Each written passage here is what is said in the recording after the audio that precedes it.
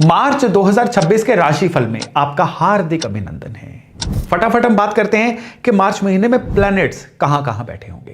भाई मार्च की शुरुआत ही एक चंद्र ग्रहण से होगी। 3 मार्च को सिंह राशि में पूर्ण चंद्र ग्रहण लगेगा। चंद्र और केतु का संगम जो कई लोगों के लिए नई कहानी लिखेगा और कई लोगों के लिए चुनौतियां भी लेके आएगा। फिर 11 मार्च को बृहस्पति वक्री से मार्गी हो रहे हैं। काफी महीनों से जो चीजों में क्लैरिटी नहीं मिल रही थी ना, जहां पे भी आपके बृहस्पति हैं, अब वो क्लैरिटी आपको मिलनी शुरू हो जाएगी। फिर शुक्र जो लग्जरी के कारक हैं, शुक्र जो सौंदर्य के कारक हैं, शुक्र जो रिकवरी के कारक हैं, वो इस महीने में उच्च राशि में, शुरुआत में ही उच्च राशि में चले जाएंगे, मीन राशि में।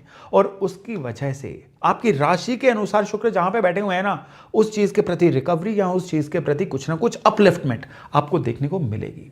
लेकिन मरकरी 20 मार्च तक वक्री हैं। मरकरी कम्युनिकेशन के कारक हैं, मरकरी डॉक्यूमेंटेशन के कारक हैं, ट्रैवल के कारक हैं, नई चीजों को सीखने के कारक हैं। इन सब चीजों में मरकरी की वजह से आपको थोड़ा सावधान रहना पड़ेगा। और सबसे इंपॉर्टेंट है, कुंभ राशि मैन ऑफ द मैच है मार्च महीने में। 4 प्लैनेट्स की चौकड़ी चल रही है, सूर्य, मंगल, बुध और राहु, चारों एक साथ। ये कॉम्बिनेशन काफी लोगों के लिए अलग अलग तरह से कई चीजों को ट्रिगर कर सकता है।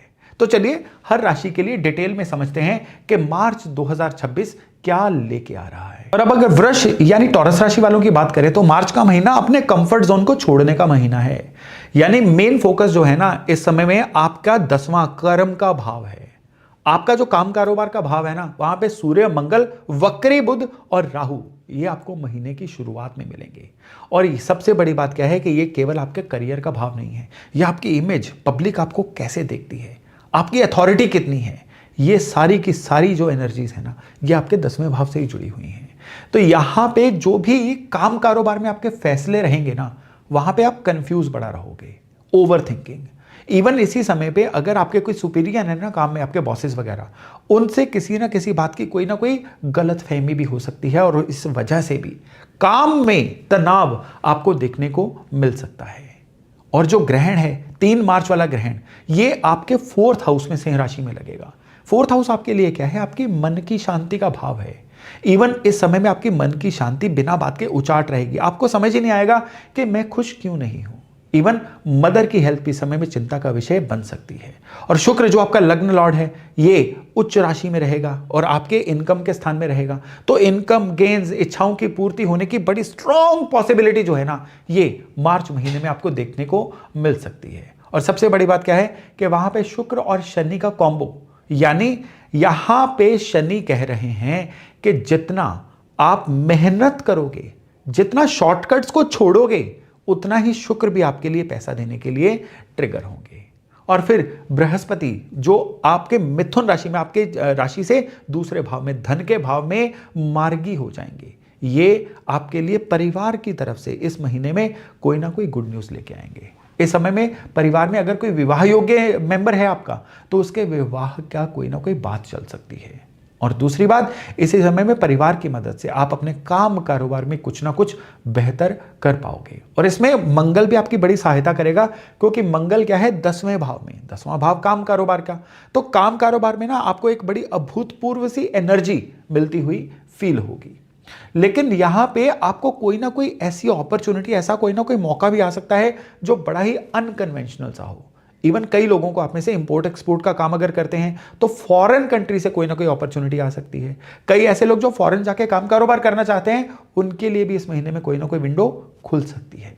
और फिर सबसे बड़ी बात क्या है कि कोई पुराने प्रपोजल जो आपने सोच रखा था कि डेड हो चुके हैं, वो इस महीने में वापिस आ सकते हैं। या अगर आप कोई ऐसे इंटरव्यू आपकी पेंडिंग है जो आपको काम कारोबार में बड़े अच्छे से सेटल कर सकती है, या कोई आपकी ऐसी डील पेंडिंग है ना, तो इस महीने के लास्ट वीक में वो भी आपके लिए संभव होती हुई दिखाई दे सकती है। और अगर हेल्थ की बात करें तो 10वें भाव में आपके 4 प्लैनेट्स हैं और काम का स्ट्रेस बहुत है। तो इस समय में पीठ की कोई ना कोई दर्द, कंधों की कोई ना कोई प्रॉब्लम या घुटनों पे इस समय में आपका काफी प्रेशर बन सकता है।